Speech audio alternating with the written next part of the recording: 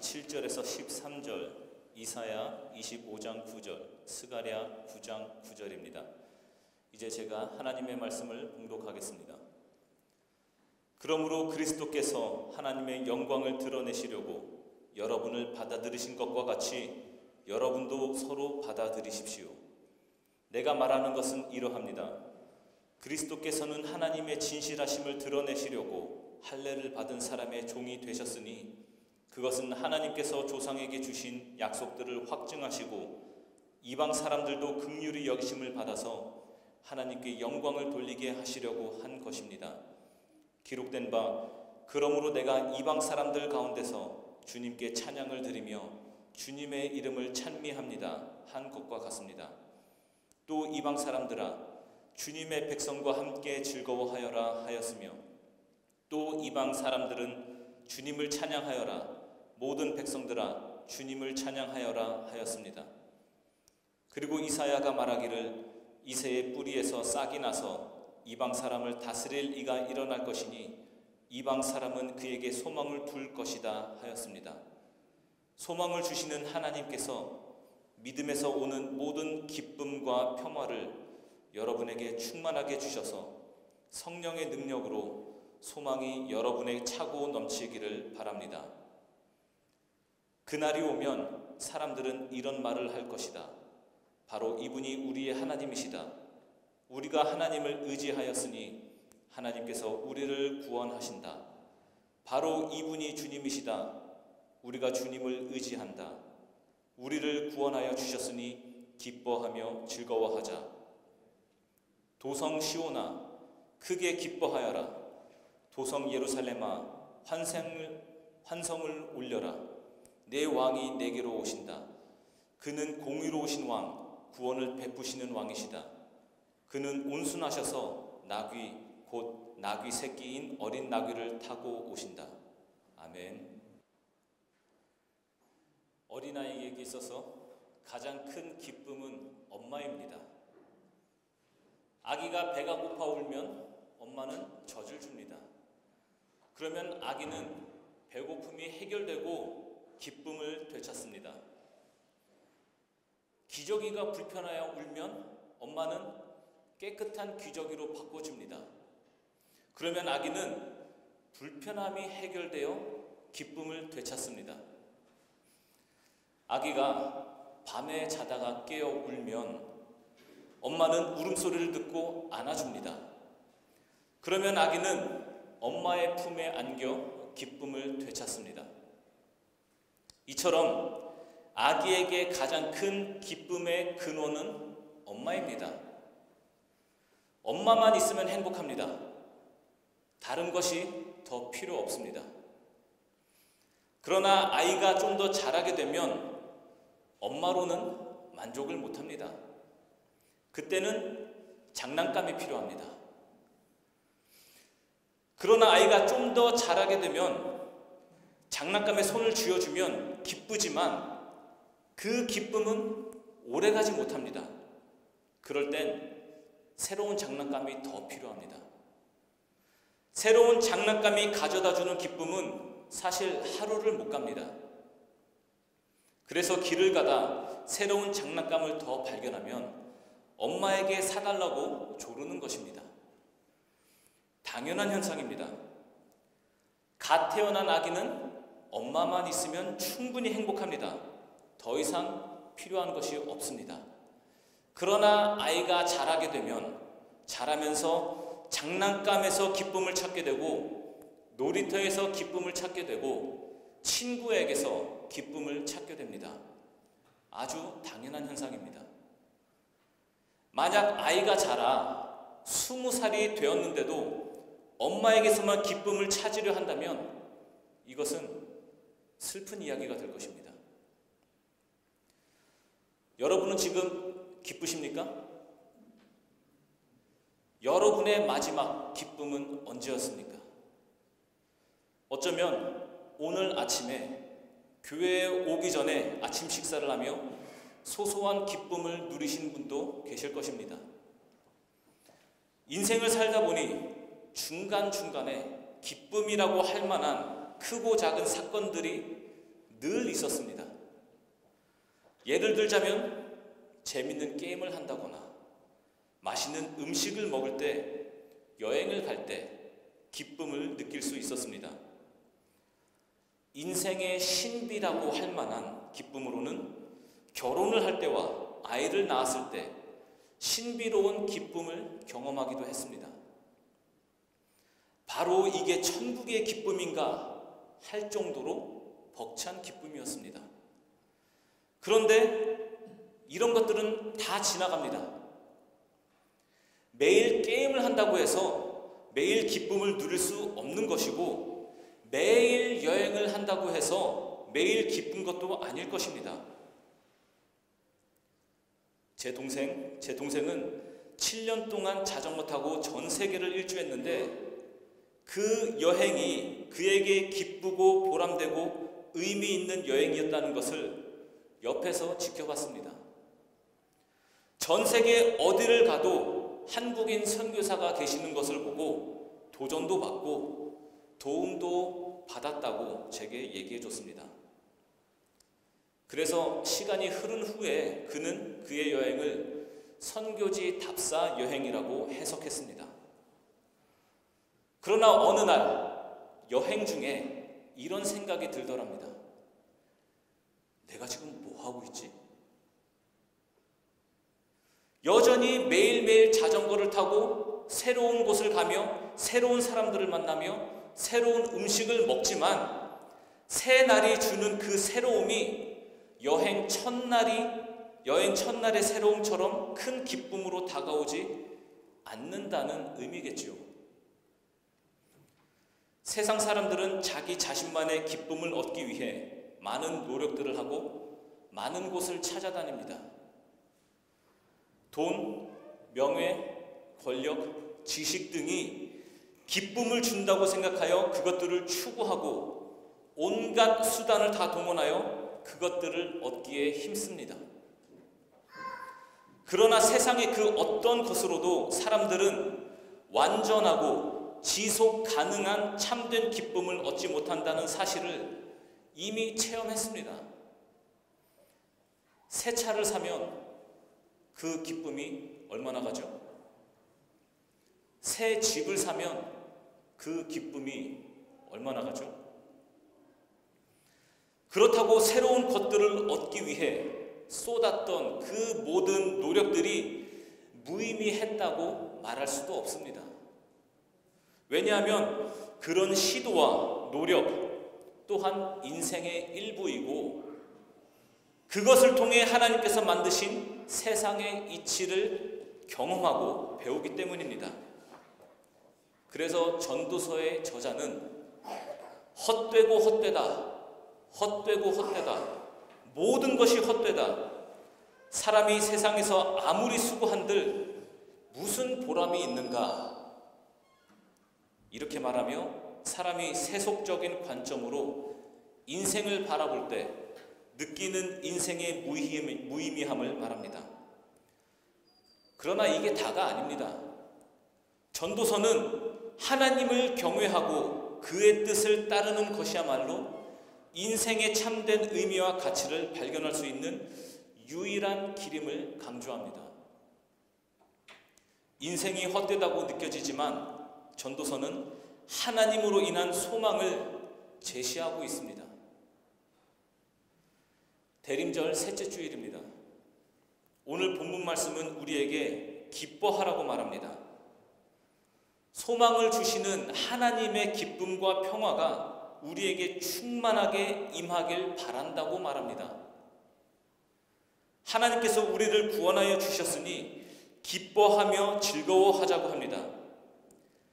네 왕이 내게로 오시니 크게 기뻐하라고 합니다.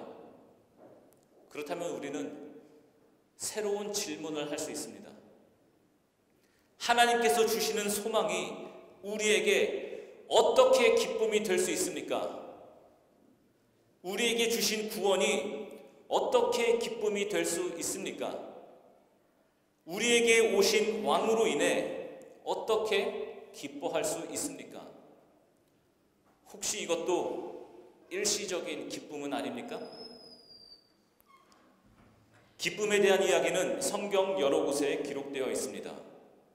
먼저 우리는 우리에게 주어진 하나님의 말씀으로 인해 기뻐할 수 있습니다. 그동안 인류는 더 나은 삶을 살기 위해 부단히도 노력해왔습니다. 진리가 무엇인지에 대한 질문도 가지며 진리의 길을 찾으려 애썼습니다. 왜냐하면 사람은 누구나 세상을 살면서 더 큰 만족을 찾고자 애를 쓰기 때문입니다.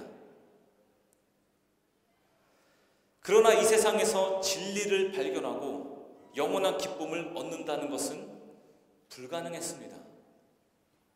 이것은 제 이야기가 아니라 인류의 역사가 말해주고 있는 것입니다. 이 세상의 모든 것을 자기의 것으로 취하고 정복한다 하더라도 정복자의 마음을 만족시킬 수가 없었습니다. 그런데 그리스도를 믿는 성도들은 이미 그 영원한 기쁨과 진리를 찾았습니다. 바로 영원히 변치 않는 하나님의 말씀을 통해서 영원한 기쁨과 진리를 찾은 것입니다. 시편 16편에 시편 기자는 이렇게 고백합니다. 주님께서 몸소 생명의 길을 나에게 보여주시니 주님을 모시고 사는 삶에 기쁨이 넘칩니다. 주님께서 내 오른쪽에 계시니 이 큰 즐거움이 영원토록 이어질 것입니다. 영원토록 이어질 즐거움, 영원토록 이어질 즐거움. 한번 상상이나 해보셨어요? 어떤 즐거움이 있는데 그 즐거움이 영원토록 이어진다는 것입니다. 영원토록. 갈라디아서 5장에서 바울은 영원한 기쁨에 대해 이렇게 말했습니다. 그러나 성령의 열매는 사랑과 기쁨과 화평과 인내와 친절과 선함과 신실과 온유와 절제입니다. 이런 것들을 막을 법이 없습니다. 이처럼 기쁨은 성령의 열매 중에 하나이며 이것을 막을 방법이 없다고 합니다. 성령을 통해 경험할 수 있는 이 기쁨은 사람의 노력이나 어떤 환경이나 조건에 의한 것이 아니라 하나님으로부터 온 영원한 선물입니다. 영원한 기쁨은 하나님의 임재, 구원, 그리고 약속 안에서 주어진 축복인 것입니다. 예레미야는 고통과 억울함과 슬픔 중에 있을 때 하나님께 이렇게 기도했습니다. 잘 들어보세요. 좋았을 때 했던 기도가 아니라 그 고통과 억울함과 슬픔 중에 있을 때 한 기도입니다. 주님께서 저에게 말씀을 주셨을 때 저는 그 말씀을 받아 먹었습니다. 주님의 말씀은 저에게 기쁨이 되었고 제 마음에 즐거움이 되었습니다. 또한 시편 기자는 이렇게 말합니다. 주님의 말씀은 내 발의 등불이요 내 길의 빛입니다. 성경은 우리에게 이렇게 말합니다. 하나님의 말씀은 우리의 인생의 앞길을 밝혀주시고 우리는 그 인도를 받는 중에 즐거움을 얻게 된다고 말합니다. 어두움에 갇혀 보이지 않았던 인생을, 깜깜했던 내 인생을 말씀으로 비춰보니 우리 인생에 하나님의 숨겨진 기쁨이 보인다는 것입니다. 누군가에게 굉장히 미안한 적 있으십니까? 뭔가 실수를 해서 저 사람에게 굉장히 미안한 감정이 들었어요. 혹시 그 사람을 다시 마주치게 된다면 미안한 마음에 당황할까봐, 내가 당황할까봐 피해 다니신 적 있으십니까? 그런데 어느 날 그 어려웠던 그 관계가 갑자기 아무렇지도 않게 된다면 여러분의 마음이 어떨까요? 큰 평안이 오겠죠. 심지어 사람과 사람 사이에 작은 문제 해결을 통해서도 평안을 느끼는데, 하물며 우리 인생 전체에 대한 문제 해결은 어떻겠습니까? 이것이야말로 말로 표현할 수 없는 큰 기쁨 아니겠습니까? 하나님은 우리 인생 앞길을 말씀의 등불로 밝혀주시겠다고 하십니다.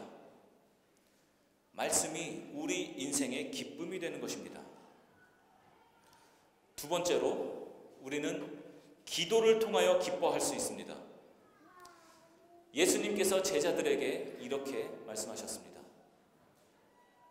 지금까지는 너희가 아무것도 내 이름으로 구하지 않았다. 구하여라. 그러면 받을 것이다. 그래서 너희의 기쁨이 넘치게 될 것이다. 기도 응답의 기쁨을 우리에게 주실 것이라는 말씀입니다. 기도 응답의 기쁨. 기도 응답의 경험을 가지고 계십니까? 하나님의 살아계심을 개인적으로 경험할 수 있는 가장 확실한 증거는 기도의 응답입니다. 예수 그리스도의 제자라면 누구나 예수의 이름으로 하나님께 기도를 드릴 수가 있습니다. 5만 번의 기도 응답을 받았다고 고백했던 조지 뮬러 목사님이 있었습니다. 그는 젊은 시절 독일에서 방탕하게 살다가 20대에 회심하여 그리스도인이 되었습니다. 영국으로 이주한 후 목회자로 헌신하며 하나님의 말씀에 따라 살아가는 삶을 실천하고자 했습니다. 뮬러 목사님의 기도에는 그만의 신앙의 특징이 있었습니다. 그 목사님의 기도에는 어느 특징이 있었습니다. 그는 기도는 단순한 간구가 아니라 하나님 이거 해주십시오, 저거 해주십시오 이렇게 단순하게 간구한 간구가 아니라 하나님의 약속을 붙드는 행위라고 믿었습니다. 간구를 넘어 하나님의 약속을 붙드는 행위. 하나님께서 이미 우리에게 약속하신 것을 믿음으로 고백하는 것이 그의 기도였습니다. 예를 들어 이사야 9장의 말씀으로 기도를 한다면 이렇습니다. 하나님, 주님께서 그들에게 큰 기쁨을 주셨고 그들을 행복하게 하셨습니다. 사람들이 곡식을 거둘 때 기뻐하듯이 그들이 주님 앞에서 기뻐하며 군인들이 전리품을 나눌 때 즐거워하듯이 그들이 주님 앞에서 즐거워합니다. 하나님, 이사야의 말씀을 통하여 우리에게 큰 기쁨과 행복을 주신다고 하셨는데 저는 지금 그 기쁨과 행복을 기다리고 있습니다. 예수님께서 제자들에게 가르쳐 주신 기도를 보면 오늘 우리에게 필요한 양식을 내려주신다고 하셨는데 오늘 우리 고아원에 그 양식이 필요합니다. 우리에게 약속하신 하나님의 양식을 기다립니다. 이렇게 하나님의 약속을 믿음으로 고백하는 것이 그의 기도였습니다. 그는 응답될 수밖에 없는 기도를 한 것입니다. 조지 뮬러의 기도가 우리에게 도전이 됩니다. 기도는 하나님의 약속을 붙드는 행위입니다. 하나님께서 하나님의 자녀에게 주신다고 약속하신 것은 평화의 왕입니다. 평화의 왕. 평화의 왕이 우리의 삶에 찾아오셨습니다. 우리에게 평화가 찾아오신 것입니다. 그러므로 우리는 기도를 통하여 평화를 누리며 기뻐할 수 있습니다. 마지막으로 우리는 사랑으로 인하여 기뻐할 수 있습니다. 사랑이야말로 사람들의 최대의 관심사라는 사실은 누구도 부정할 수 없습니다.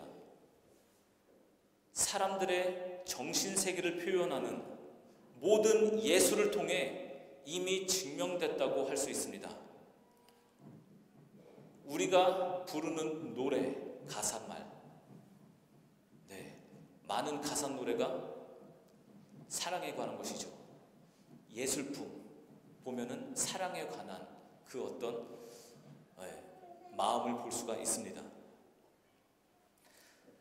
사람들은 세상에서 사랑을 찾아 헤매고 참된 사랑을 얻기 위해 자신의 정열과 노력과 시간과 물질을 아끼지 않습니다. 그러나 세상에서 참되고 영원한 사랑을 얻기란 지극히 어렵기에 많은 사람들이 실망과 외로움 가운데서 슬퍼하곤 하는 것입니다. 더욱이 요즘과 같이 불신이 만연하고 이기적인 사회 속에서 서로에게 참된 기쁨을 주는 사랑이란 찾아보기 어렵습니다. 그런데 놀라운 것은 우리에게 원초적인 사랑이 왔다는 것입니다. 그 사랑을 사람의 말로 표현하자면 때로는 아버지의 사랑과도 같고 때로는 어머니의 사랑과도 같고 더 이상 어떻게 말로 설명해야 될지 모를 영원하고 완전한 사랑이 우리에게 오셨습니다. 그리고 우리는 그 사랑을 받아들이고 함께 사랑하고 있습니다. 우리에게 찾아온 그 사랑을 우리가 받아들이고 함께 사랑하는 모습에 대해 베드로전서에 이렇게 기록되어 있습니다. 말씀이 한편으로는 저 개인적으로는 굉장히 좀 유머스럽게 느껴졌습니다. 여러분은 그리스도를 본 일이 없으면서도 사랑하며 지금 그를 보지 못하면서도 믿으며 말로 다 표현할 수 없는 즐거움과 영광을 누리면서 기뻐하고 있습니다. 예수님을 직접 본 적도 없으면서 사랑하고 예수로 인한 즐거움과 영광을 누리면서 기뻐하고 있다고 말합니다. 누군가를 사랑하는데 직접 본 적도 없고 믿음으로 사랑한다고 합니다. 그런데 실제로 우리가 그러고 있습니다. 그리고 실제로 그 즐거움과 영광을 누리면서 기뻐하고 있습니다. 우리는 성탄이 다가옴을 기다리면서 예수의 사랑으로 인하여 기뻐하고 있는 것입니다. 지금 밖에 거리에 나가보십시오. 성탄절이 다가오면서 와이낙스 마켓 열렸죠? 사람들이 다 기뻐하고 있어요. 근데 슬픈 현실은 정확하게 그 기쁨의 이유를 모르고 기뻐하는 경우가 굉장히 많다는 거예요. 그런데 우리는 성탄이 다가옴을 기다리면서 예수의 사랑으로 인하여 기뻐하고 있다는 것을 우리가 자각해야 됩니다. 예수님께서 세상에 오실 때 그를 영접했던 사람들은 모두 알 수 없는 기쁨에 사로잡혔습니다. 마리아가 그랬고 양치던 목자들이 그랬고 동방의 박사들이 그랬습니다. 그 기쁨은 세상에서 비롯된 것이 아닌 하늘로 말미암는 것이었습니다. 웨스트민스터 신앙고백 1항은 이렇습니다. 사람의 제일 되는 목적은 하나님을 영화롭게 하고 영원토록 그를 즐거워하는 것이다 라고 합니다. 영원토록 하나님으로 인하여서 즐거워하는 것. 주님을 기뻐하고 주님께서 주시는 기쁨을 누릴 때 우리는 주님의 영광을 경험하며 거기서 주님께 속해 있음을 발견하게 됩니다. 우리가 누리는 이 기쁨의 본질이 무엇인지 정확하게 알아야 합니다. 이 기쁨은 우리가 새 집을 사고 난 후에 얻는 기쁨과는 차원이 다른 기쁨입니다. 이 기쁨은 영원한 기쁨이고 부활신앙에 대한 기쁨입니다. 사람의 힘으로 절대 해결할 수 없었던 문제에 대한 해결의 기쁨입니다. 히브리서에 이렇게 기록되어 있습니다. 믿음의 창시자요 완성자이신 예수를 바라봅시다. 그는 자기 앞에 놓여 있는 기쁨을 내다보면서 부끄러움을 마음에 두지 않으시고 십자가를 참으셨습니다. 그는 자기 앞에 놓여 있는 기쁨을 내다보고서 부끄러움을 마음에 두지 않으시고 십자가를 참으셨습니다. 예수님께서 자기 앞에 놓여 있는 한 기쁨을 보셨는데 예수님은 그 기쁨을 보시면서 십자가의 고통을 참으셨습니다. 그리고 예수님께서 보신 그 기쁨이, 예수님께서 십자가 위에서 보신 그 기쁨이 지금 우리에게 전해진 그 기쁨이 된 것입니다. 이제 우리는 기뻐할 이유가 확실해졌습니다. 성탄절이 왜 온 세상의 기쁨이 되었습니까? 우리의 구원자 예수님께서 우리를 위해 오신 것을 기념하는 날이기 때문입니다. 그래서 성탄절은 우리에게 큰 기쁨이 되는 날입니다. 대림절 셋째 주일을 맞이하여 예수님께서 우리의 인생에 찾아오셔서 영원한 기쁨을 주신 것에 감사하며 하늘의 평화가 온 누리에 임하길 축복하며 기도합니다.